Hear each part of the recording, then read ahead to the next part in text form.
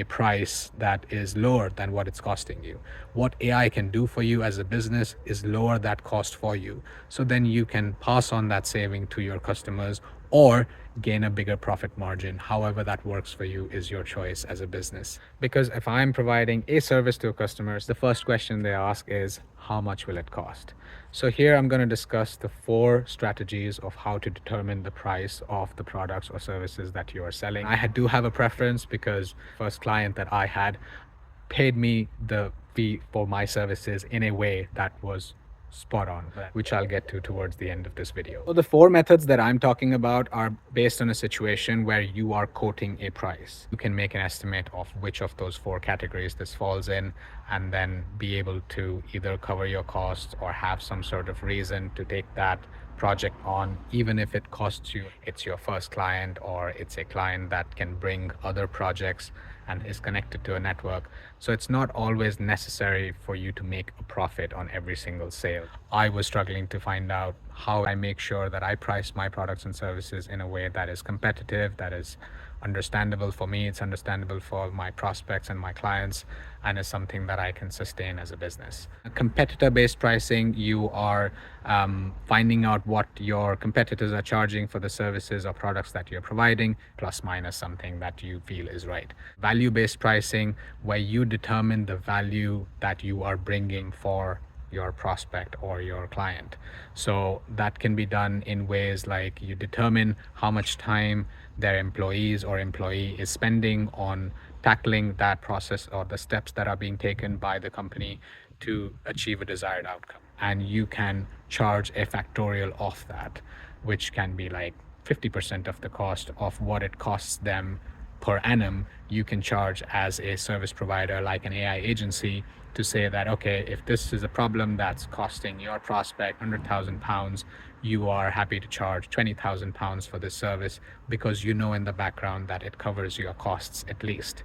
How critical is the solution for their business?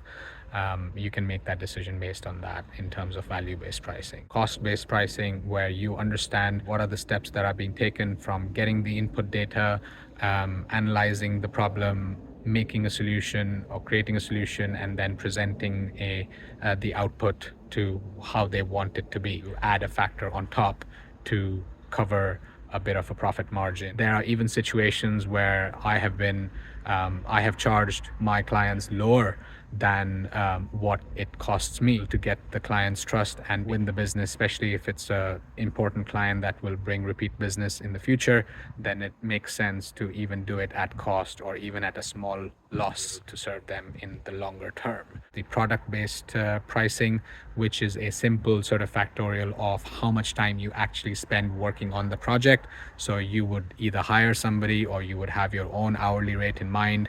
You will work in this problem for however long it takes, and you will bill them based on the amount of time that you actually spend on the project and how much your costs are. So it's literally that if I'm charging £100 an hour, and I spend 20 hours on this project, then I can charge £2,000 for the work that I have put in, and I submit that as an invoice. So these are the 4 basic methods of how you can price your products and services. My favorite one is when the prospect does that work for you, when they have analyzed the competition themselves, when they have worked out how much the problem is worth for them, they have worked out how much they generally service providers are charging for the similar sort of thing, and they've done their homework and they already have a price in mind that they're willing to pay, saying that this is how much I'm willing to pay. It makes it so much easier. Then there's no friction, there's no surprises.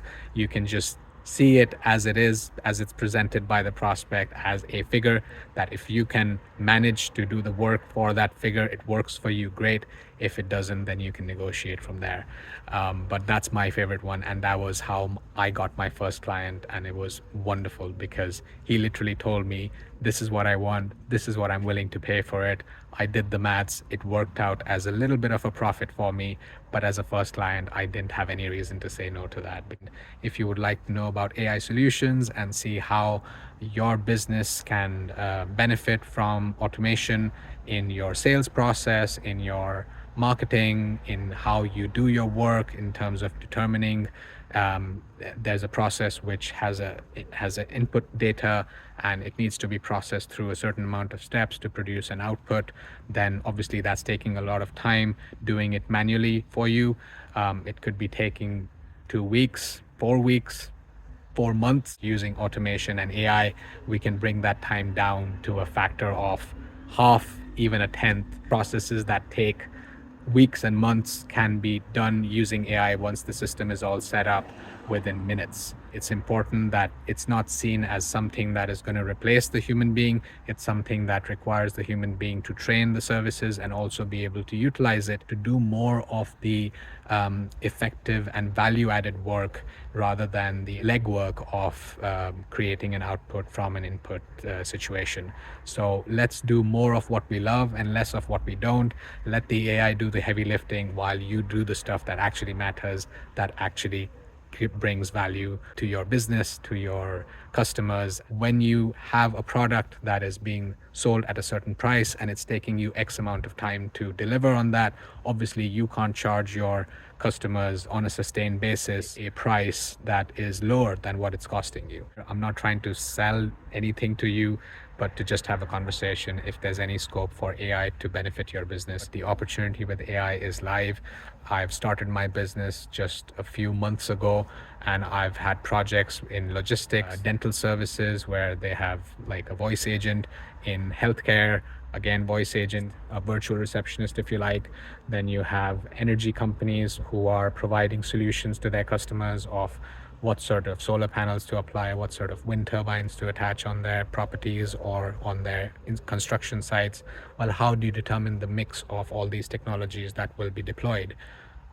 Guess what? It's done very manually, and AI can do that very quickly. I've been involved in so many interesting projects. It's amazing to be in this space where there is so much interest, so much liveliness, and so much enthusiasm among companies to explore what AI can do for them. There's curiosity as well, there's fears as well, which is understandable. And that's why that call is there for you to explore what AI can do for you. And I'm quite happy to talk you through that and help you become AI equipped in your business and act as a strategic partner for you, for your benefit, and for everybody to benefit. This is a win-win for everybody.